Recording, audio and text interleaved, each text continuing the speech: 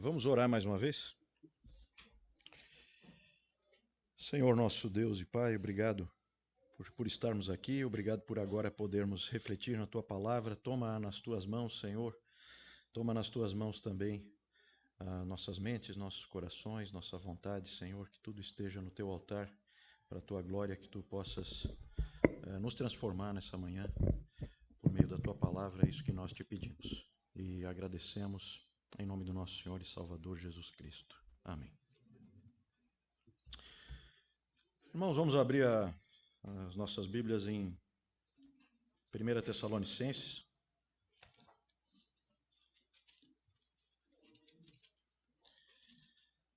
Primeira Tessalonicenses, vamos para o capítulo 4.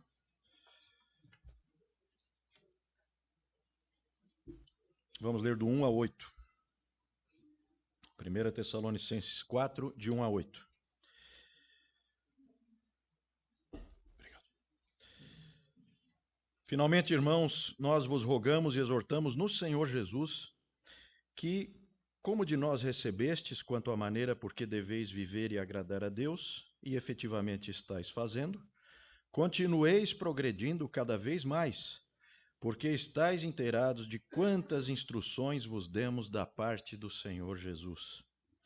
Pois esta é a vontade de Deus, a vossa santificação, que vos abstenhais da prostituição, que cada um de vós saiba possuir o próprio corpo em santificação e honra, não com o desejo de lascívia como os gentios que não conhecem a Deus, e que nesta matéria ninguém ofenda nem defraude a seu irmão, porque o Senhor contra todas estas coisas, como antes vos avisamos e testificamos claramente, é o vingador, porquanto Deus não nos chamou para a impureza, e sim para a santificação. Dessarte quem rejeita estas coisas não rejeita o homem, e sim a Deus, que também vos dá o seu Espírito Santo. Meus irmãos e amigos, nós chegamos hoje finalmente, nessa nossa série dos 7 pecados capitais, nós chegamos ao 7º e último, e aqui nós estamos falando então da lascívia, ou luxúria, ou volúpia. Aqui eu vou preferir usar o termo lascívia, já que luxúria muitas pessoas confundem com a pessoa luxenta, ou que gosta de ter uma vida regalada, né? Incorretamente as pessoas fazem essa confusão. E também o nosso texto aqui também usa, o texto nessa versão, nessa tradução em que eu li aqui, também usa a palavra lascívia. Talvez no seu íntimo aí você tenha esperado por essa pregação mais do que por qualquer outra nessa série. Nesses dias que nós temos aí de revolução sexual e com a proliferação da pornografia na internet, infelizmente, os cristãos estão, talvez mais do que nunca, envolvidos em um contexto de lascívia, e muitos de nós podem estar escravizados também por esse pecado tão grave e tão destrutivo. Quando eu estava preparando essa pregação, eu fiquei pensando o quão pouco nós falamos aqui nesse púlpito e nos nossos estudos sobre sexo. Já o mundo não fala em outra coisa, né? Mas o mais interessante é que a Bíblia não comete esse erro, né? A ética sexual do cristianismo é uma das coisas, é um dos legados mais belos que o cristianismo trouxe à humanidade, e vamos falar um pouco sobre isso hoje. A Bíblia fala muito sobre esse tema, e aí eu fiquei pensando, né, como nós estamos despreparados para tratar dele, em função da pouca abordagem, um assunto tão importante, tão fundamental nesse momento em que nós vivemos. E com o tempo que nós temos aqui hoje, qualquer abordagem, evidentemente, vai ser bastante superficial, o que é uma pena, né? Mas eu penso que a gente deve explorar mais esse assunto e ver toda a glória que o Senhor tem para nos ensinar a respeito de tudo isso. Vamos começar então com as definições, né? A definição de um autor, ele diz assim que a lascívia é um desejo sexual desordenado e idolátrico, que é escravizante e destrutivo. John Piper diz que a lascívia baseado nesse texto, John Piper diz que a lascívia é o desejo sexual que desonra seu objeto e despreza a Deus. Nesse mesmo contexto, ele fala que se o teu desejo sexual não é guiado por respeito e honra pelos outros e consideração pela santidade de Deus, então é lascívia. Isso tudo nós sabemos, né? Mas é importante a gente colocar essas definições para que a gente vá refletindo. Vejam, daí já indo um pouquinho mais para o que a Bíblia fala a respeito, vejam que a Bíblia nunca diz, em momento algum, que o desejo sexual ele é ruim em si mesmo. Tim Keller disse que a Bíblia tem a mais elevada visão sobre o sexo em relação a qualquer outro livro sagrado de qualquer religião em qualquer lugar do mundo. E se você conhece um pouco da Bíblia, você sabe disso. Foi Deus quem criou a sexualidade. Em Gênesis, ele criou o homem e a mulher, e aí estava criada a sexualidade, e ele viu que isso era muito bom. Textos como Provérbios 5, como 1 Coríntios 7 e tantos outros dizem ao marido e à esposa que eles cultivem um profundo vínculo sexual entre si. Não é um casamento saudável aquele em que o marido não deseja intensamente a esposa não deseja intensamente o marido. Se nós fôssemos todos objetos do acaso ou fruto da evolução, né, como se pensa muito hoje em dia, poderíamos fazer qualquer coisa com qualquer pessoa, porque nós não significaríamos absolutamente nada. Nós seríamos nada, nós seríamos acidentes biológicos. E aí poderíamos fazer sexo com qualquer um, porque isso não significaria absolutamente nada. Talvez o mundo pense dessa forma, mas pensar dessa forma gera um profundo vazio existencial, porque é muito complicado para qualquer ser humano ele ser nada, ou ele ser insignificante, ou ele não valer nada ou não significar nada. Por isso que esse modelo é tão destrutivo e tão perigoso. Mas é claro que se você está aqui hoje, você não acredita nisso, né? Você sabe que não só você, mas todas as outras pessoas e todas as coisas têm significado. Que todas as coisas foram criadas com um propósito. E aí você percebe que o sexo foi projetado pelo Criador. Ele tem um propósito para o sexo. E todo mundo sabe, né? O sexo é um sinal e um meio para atingir plenitude de união, unidade de vida entre um homem e uma mulher. Como diz Tim Keller, né? Porque evidentemente isso é óbvio, todo mundo sempre soube disso, até chegarmos nessa nossa época estranha, né? Como disse Tim Keller, isso deveria ser senso comum, mas o pecado nos cega. A lascívia é um desejo sexual desprovido do significado que Deus lhe deu. É um atentado contra o projeto do Senhor. É um desejo sexual do qual você exclui o casamento, ficando reduzido a um mero apetite corporal. E com isso, como nosso texto mostra aqui, fica extraída a honra, a glória e a dignidade que Deus colocou e que Ele projetou e que Ele imaginou para o ser humano original. Como disse John Piper, desejo sexual só é bom se honra a outra pessoa e agrada a Deus. É o que mostra o nosso texto. Da lascívia procedem inúmeros pecados, né? Vocês sabem disso.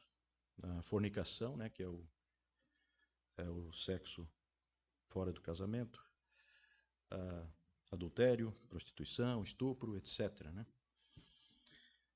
Mas por causa da força que a sexualidade tem no ser humano e o poder destrutivo que esse pecado tem na alma, lembram lá de 1 Pedro 2,11, né? Que as paixões carnais que guerreiam contra a alma.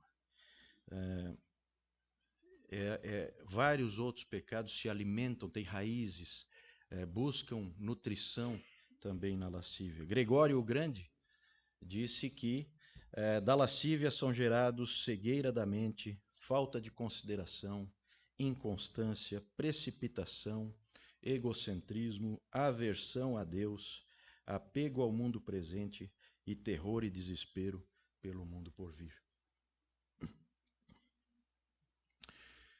E aí nós podemos ver que a lascívia, ela atenta contra o próximo, porque ela despersonaliza as pessoas. A lascívia é um tipo de vandalismo. Ela arranca do sexo aquilo que ele tem de melhor, que é a belíssima aliança vitalícia do casamento. E com isso, sobra apenas solidão, porque não existe mais nenhuma pessoa ali. Só um pedaço de carne, um corpo. E a progressiva despersonalização dos outros faz com que o próprio indivíduo fique sozinho e cada vez mais entre num poço de solidão. E a alma fica anestesiada, incapaz de vivenciar o verdadeiro amor pelo próximo que só há em Cristo. O preço a pagar é altíssimo. Aqui nós também temos, como nós falamos nos outros pecados capitais, né, nós também temos aquela deformidade sendo produzida na alma, o monstro, né, como a gente falou, aquele monstro se formando e crescendo e se alimentando e ficando cada vez mais perigoso. A lascívia, ela é altamente escravizante, profundamente insatisfatória e é um poço sem fundo de tristeza, de feiura, vergonha e escuridão. Ela diz para o outro: eu quero o teu corpo, mas eu não quero você. Eu não quero um pacto vitalício de ser um com você. Lascívia é desejo sexual sem compromisso de honrar a outra pessoa. Nós vemos isso na história da mulher de Potifar, que eu sei que leu para nós aqui, Gênesis 39. Nós vemos vários elementos ali que nos ensinam tudo isso, né? Como a palavra de Deus sempre nos ensina, sempre nos dá sabedoria, né? José era formoso de porte e aparência, é isso que a Bíblia diz. E a mulher de Potifar pôs os olhos nele. Sempre, né? A coisa sempre vem pelos olhos. E desejou alguém que não era o seu marido. E vejam como José reage, né? Ele logo diz: tu és mulher de um outro homem, tu não és minha mulher. Como é que eu faria tal maldade? E vejam como ele tem noção disso que nós lemos aqui em 1 Tessalonicenses. A noção de que o pecado não é só contra o outro, mas é uma ofensa a Deus. Como eu cometeria tamanha maldade e pecaria contra Deus? É isso que ele fala. Vejam e aí é bem a característica da lascívia, de despersonalização. Vejam que quando ela não consegue o que ela queria, aí ela trama todo um esquema que numa situação normal, e aqui a gente pode imaginar que o Potifar deu uma aliviada, porque gostava muito de José, mas numa situação normal ele certamente seria morto. Então a trama dela, vejam como, é bem esse quadro. Eu quero o corpo daquele rapaz de boa aparência, formoso de boa aparência, como diz a Bíblia, mas eu não quero ele, eu quero ele morto. Ele não vale nada para mim. Podemos ver a mesma coisa na deprimente história de Amnon e Tamar, lá em 2 Samuel 13. Amnon estava consumido, filho de Davi, né, Amnon, estava consumido pela lascívia em relação à sua irmã Tamar e tramou para cometer incesto contra ela. E fez também toda uma trama, e a Bíblia diz que quando ele a pegou e a forçou, a Bíblia diz exatamente assim nessas palavras: depois sentiu grande aversão por ela. Exatamente o que a lascívia faz. Despersonalizar. Aquela pessoa não vale nada. Sentiu grande aversão por ela. A lascívia é sempre assim. Mas vocês viram como José percebeu que, além de ser uma ofensa contra o próximo, contra a outra pessoa, também é uma profunda ofensa contra Deus. José percebeu isso, ele sabia disso. E aqui no nosso texto nós vemos isso, né? Veja ali o verso 6, né? Porque o Senhor contra todas estas coisas, como antes vos avisamos e testificamos claramente, é o vingador. Texto fortíssimo. Todos os textos relacionados à impureza sexual são todos eles fortíssimos. E as listas, geralmente aquelas listas de pecados, elas geralmente começam com a prostituição ou a impureza sexual.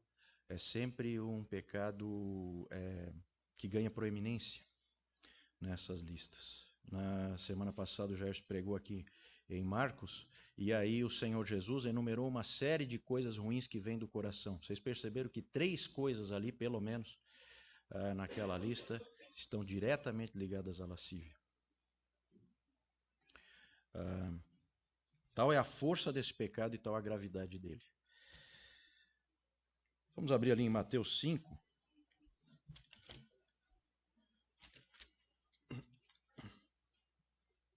A gente poder observar um pouco mais o quão grave é esse pecado.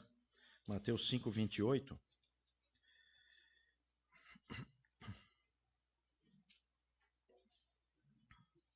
Vamos ler do 27. Ouvistes o que foi dito, não adulterarás. Eu, porém, vos digo, qualquer que olhar para uma mulher com intenção impura no coração, já adulterou com ela. Se o teu olho direito te faz tropeçar, arranca-o e lança-o de ti, pois te convém que se perca um dos teus membros e não seja todo o teu corpo lançado no inferno. E se a tua mão direita te faz tropeçar, corta e lança-a de ti, pois te convém que se perca um dos teus membros e não vá todo o teu corpo para o inferno. Vejam a solenidade dessas expressões colocadas pelo nosso Senhor Jesus. É um caminho muito perigoso. John Piper, quando tratou desse assunto, ele alertou a todos que se alguém não luta contra a lascívia, não será salvo. Muita gente brinca com isso hoje em dia. Cuidado.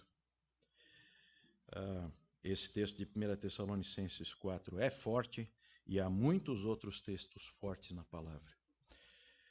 1 Pedro 2,11 já citei aqui, nós temos 1 Coríntios 6, nós temos Colossenses 3, são muitos textos nos alertando do perigo e da gravidade deste pecado específico. Mas além de ser uma ofensa ao próximo e uma afronta gravíssima a Deus, a lascívia também produz uma profunda destruição e ruína pessoal. A sexualidade é uma força dentro de cada um de nós e quando canalizada na direção errada, ela torna-se facilmente um hábito que pode nos destruir.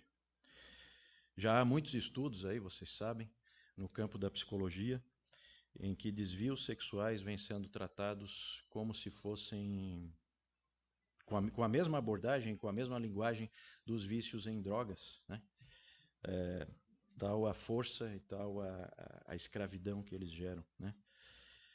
O interessante é que o grande Agostinho de Hipona, lá no século IV, no final do século IV, já sabia disso. Ele, nas suas confissões, ele diz o seguinte: atado não por grilhões exteriores, mas pelos grilhões da minha própria vontade. O inimigo dominava meu querer, dele fizera minha corrente e me prendera. Por certo, da vontade pervertida nasce a libido, e quando se obedece à libido, nasce o hábito, e quando não se resiste ao hábito, nasce a necessidade. Por todos eles, como anéis entrelaçados, por isso falo em corrente, uma dura escravidão me mantinha prisioneiro.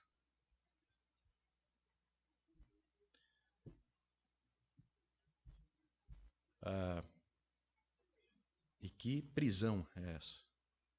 Horrível. Vejam que o sexo por si só, desconectado do plano de Deus, ele, de uma maneira até irônica, porque parece que, não, sexo é relacionamento, né? Só que o sexo por si só, ele produz uma tremenda solidão. Essa é o testemunho de todas essas pessoas que passaram por todo o processo de revolução sexual, desde a década de 60 e vindo até hoje. Há muitos e muitos testemunhos de como essas pessoas foram ficando cada vez mais solitárias e vazias, e como isso as foi destruindo, né? E nós estamos vivendo a era da solidão, né? Eu estava vendo aí a última revista super interessante, a capa é sobre a era da solidão. Nunca as pessoas estiveram tão sozinhas.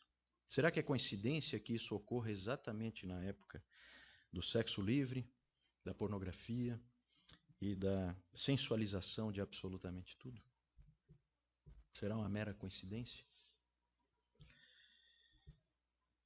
É importante ressaltar também que pessoas solitárias, entediadas, desesperadas, tristes, desanimadas, tendem a cair fácil na armadilha da lascívia.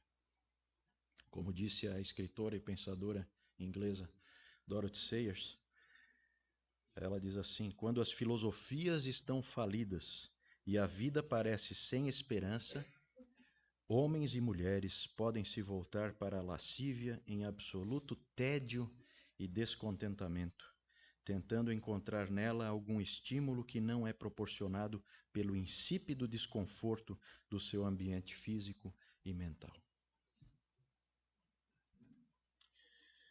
Ou seja, trata-se de uma tentativa de usar o prazer sexual para preencher o vazio da alma.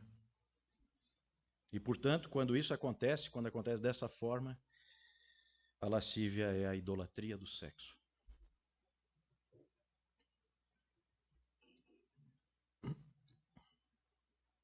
O que é uma pessoa consumindo pornografia diante de um computador ou de um celular, se não adoração, não é, gente? Adoração a um Deus falso. Adoração a um Deus destrutivo, cruel, e que gera uma corrente, como disse Agostinho, na qual você vai ser enredado. Qual é o antídoto? O antídoto é sempre o mesmo, é seguir os caminhos do Senhor. É você observar a beleza do sexo e do casamento. O sexo foi concebido pela mente mais sábia que existe para ser vivido por um homem e uma mulher em uma relação completa, exclusiva e permanente, chamada casamento. Por algum motivo, a igreja vem falando muito de casamento, mas muito pouco de sexo. Não devemos separar o que Deus uniu, certo? Eu gosto muito de um texto que tem lá em Hebreus, vamos ver lá, Hebreus 13, que eu acho que vai ter, de uma maneira muito condensada, vai ter tudo isso que a gente está falando aqui. Toda essa junção. Só que de uma maneira positiva, né? Porque é relacionado ao plano de Deus. Hebreus 13, versículo 4. Digno de honra entre... Vejam a palavra honra de novo, né? Vejam como é. Vejam como isso é importante. Vejam como aparece honra em todo lugar.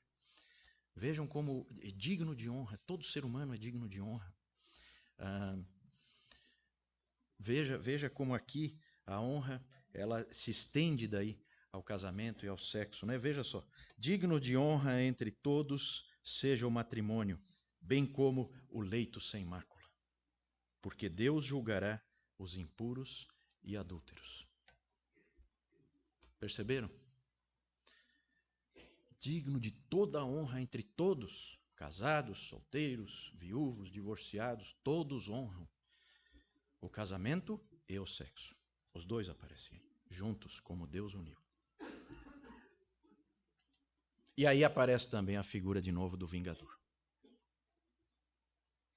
Porque os impuros e adúlteros Deus julgará.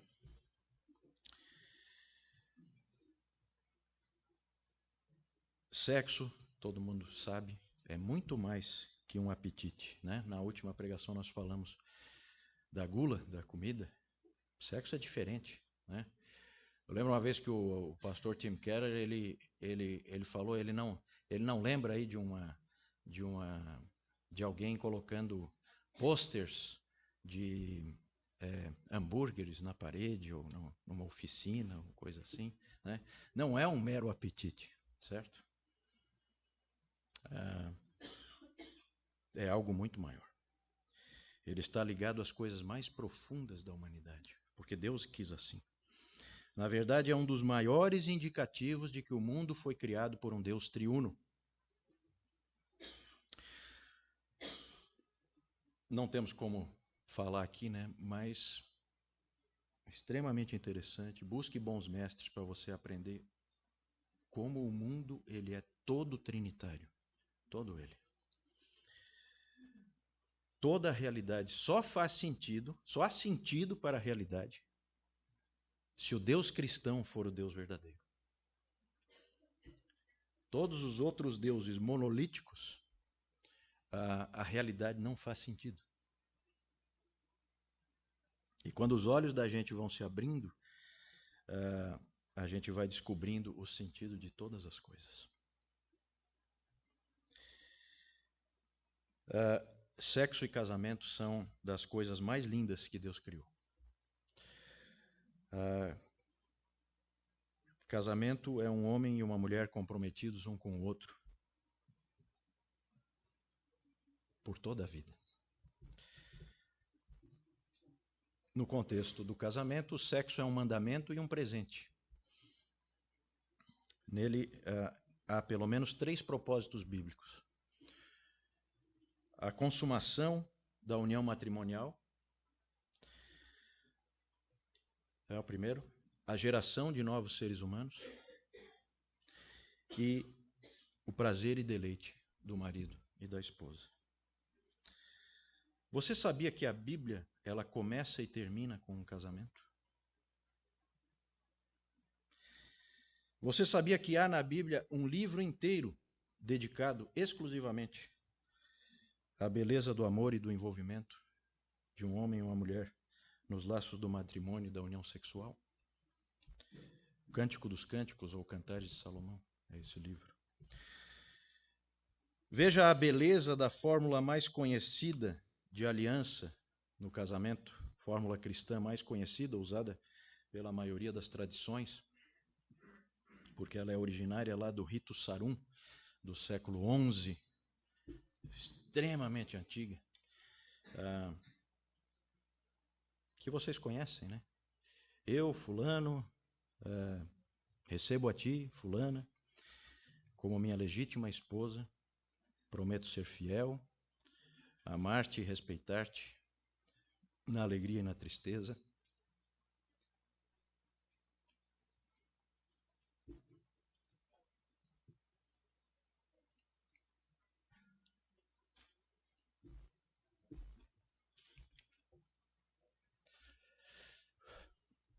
Na saúde e na doença, na riqueza e na pobreza, por todos os dias da nossa vida, até que a morte nos separe. Século XI, rito Sarum.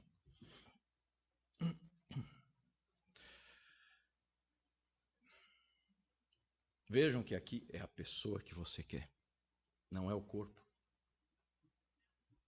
O corpo pode estar doente, pode estar incapacitado, pode estar idoso, já bastante abatido, não importa.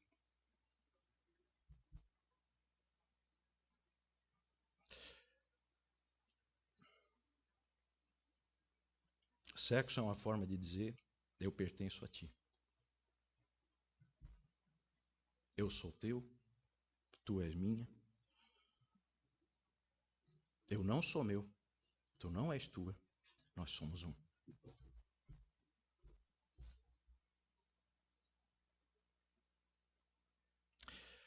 Historicamente, a virtude que é contraposta à lascívia, nas 7 grandes virtudes que se contrapõem aos 7 pecados capitais, a virtude que os teólogos de todas as épocas sempre colocaram contraposta à lascívia é a castidade, do latim castus, puro. Que bênção e que privilégio e que alegria é ter pureza, não é?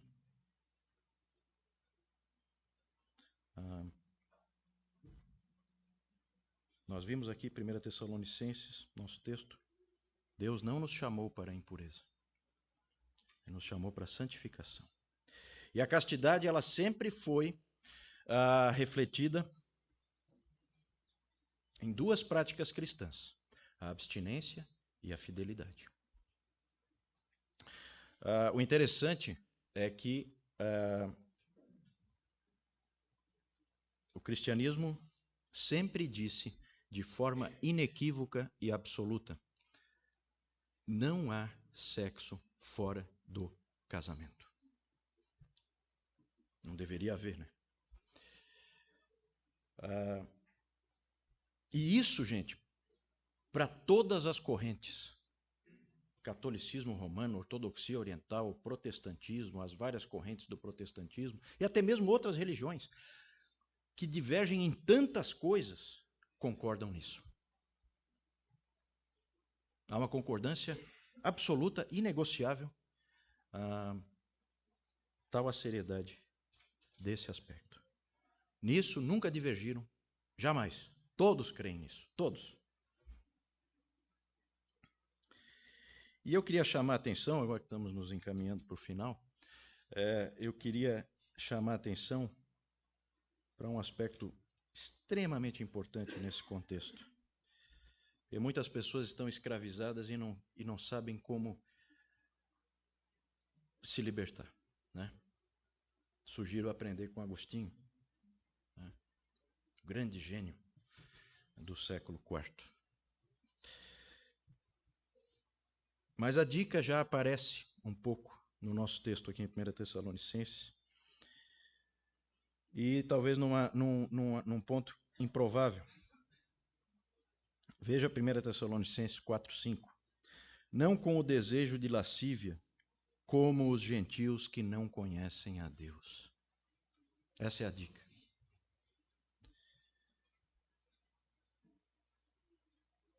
John Piper colocou de uma maneira muito contundente, muito clara. Não conhecer a Deus é a principal causa da lascívia. Muitas pessoas tentam se libertar da lascívia lutando diretamente contra ela. Não funciona. Cai naquele caso lá de Colossenses 3, em que você tenta usar ascetismo para combater essas coisas. Não funciona.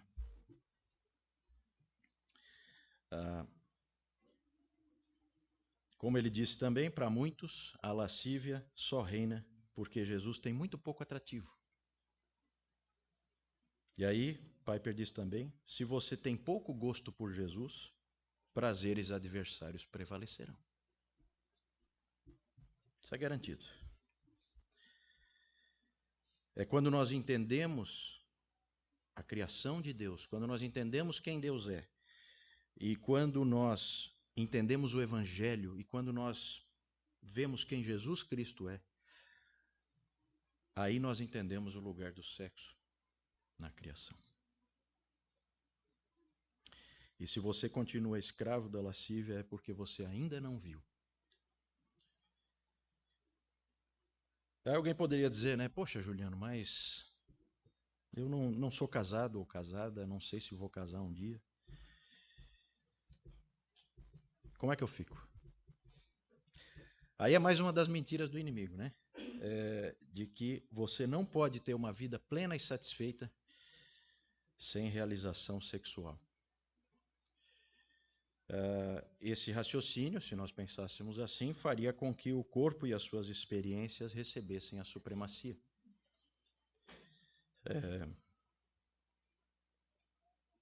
Vejam que nem Jesus e nem Paulo foram casados, e vejam a plenitude de humanidade que nós vemos, né, nestes dois homens. Um, inclusive, com a humanidade perfeita. Mesmo casais casados, eles podem ter que abdicar da união sexual por causa de alguma enfermidade ou por causa de alguma outra forma de incapacitação. Mas a aliança é superior ao símbolo.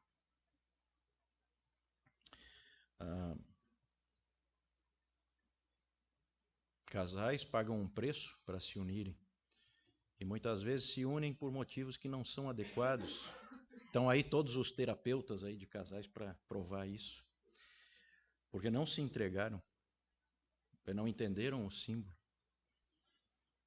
Porque não quiseram se doar, não quiseram ser um com o outro. E aí a vida pode não ser tão feliz. E mesmo casais muito, muito, muito, muito próximos e que Deus deu a graça de terem uma união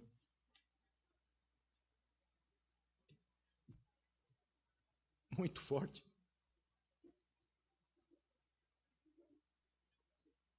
podem em algum momento ter que passar pela maior das dores, que é um enterrar o outro. E aí é como, para um casal assim, é rasgar a pessoa. E nessa hora a pessoa percebe que o casamento e o sexo, por mais maravilhosos que sejam, eles não são definitivos. O objetivo final, definitivo, do sexo é ser um prenúncio e um sinal do êxtase absoluto e da alegria completa na união com Deus. Como diz Tim Keller, o que você quer, o que você realmente deseja no sexo é alguém que te veja completamente nu, e isso é um símbolo de alguma coisa mais ampla.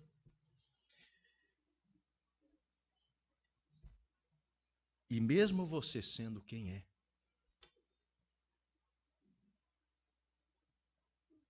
te veja como absolutamente santo, sem mácula, sem ruga, sem defeito. E te aceite, e te coloque, e te envolva com seus braços. E te aceite exatamente como você é. Como sendo a coisa mais preciosa que existe. E te envolva ali em absoluta paz, tranquilidade e segurança.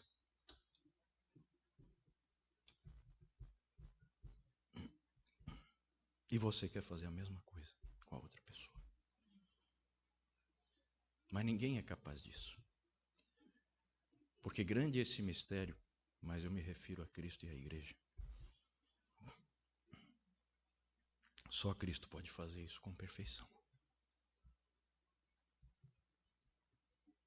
É famosa a frase, a citação do grande C.S. Lewis no Cristianismo Puro e Simples, em que ele diz o seguinte: a felicidade que Deus designou para as suas criaturas superiores é a felicidade de serem unidas a Ele e umas às outras, livre e voluntariamente, em um êxtase de amor e prazer, que quando comparado com o amor mais arrebatador entre um homem e uma mulher nessa terra, este último seria água com açúcar.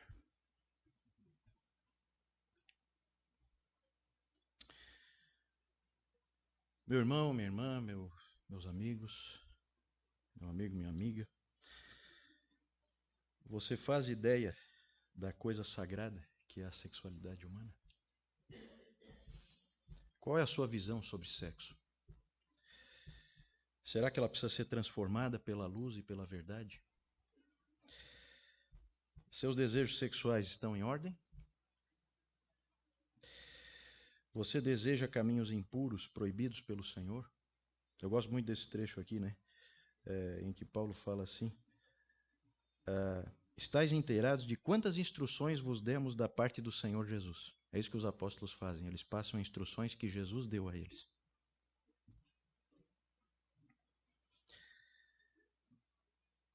Você está escravizado pela lascívia? Busque ajuda. Há esperança. Você tem cultivado olhares, pensamentos, fantasias e hábitos destrutivos na sua vida? Leve tudo isso para a cruz e diga: é Jesus que eu quero. É ver a face dele que eu quero. Bem-aventurados os limpos de coração, porque verão a Deus. Vamos orar? Senhor, todos nós somos impuros, todos nós pecamos contra Ti de tantas maneiras, Senhor, com pensamentos e atos, e não são dignos de Ti, que Te ofendem profundamente e que diminuem e desprezam o outro. Pedimos que Tu tenhas misericórdia de nós e que Tu venhas com a Tua bondosa mão e nos liberte, Senhor, nos trazendo para mais perto de Ti, para que, Te conhecendo, nós não sejamos como os demais gentios que não conhecem a Deus e que vivem em lascívia. Que nós possamos conhecer a Deus e ali ter plena satisfação e plena alegria. Mostra-nos a Tua face em Jesus Cristo e que nós possamos crescer sempre mais para a honra e glória do Teu santo nome. Obrigado pelo Teu plano maravilhoso, pela Tua criação maravilhosa e obrigado porque Tu tens misericórdia de miseráveis como nós, que precisamos tanto da Tua graça. Obrigado pelo nosso Senhor Jesus Cristo que morreu no nosso lugar por causa de tudo isso e pagou o preço. Obrigado porque, como Ele fez com a mulher adúltera, Ele não nos condena e Ele nos livra e nos encaminha para seguirmos a nossa vida, não pecando mais, como é a Tua vontade. Ajuda-nos nisso, Senhor, que a gente possa continuar lutando e que Tu nos dês vitória, é o que nós Te pedimos. Te agradecemos pela Tua palavra, que é poderosa nas nossas vidas, e oramos em nome do nosso Senhor e Salvador Jesus Cristo.